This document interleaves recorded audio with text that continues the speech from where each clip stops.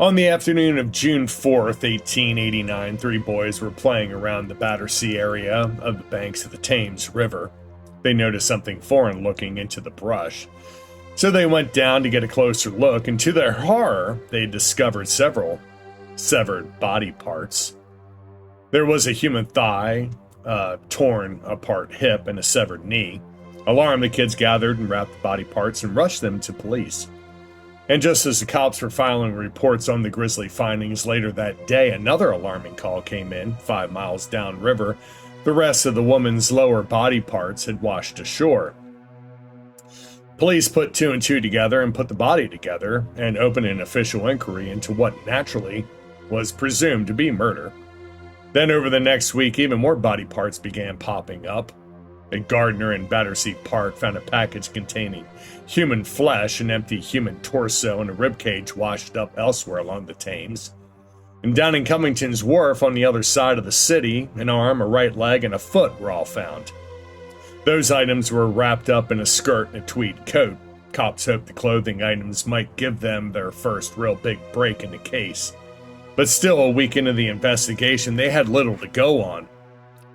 Then on June 11th, more evidence washed ashore, multiple full organs, multiple more pieces of ripped-apart organs, and an empty pelvis, thigh bone, left arm, and two hands all washed ashore. The next day, the worst part of it all, a male fetus estimated to have died roughly at the 6-month mark of gestation was washed ashore as well.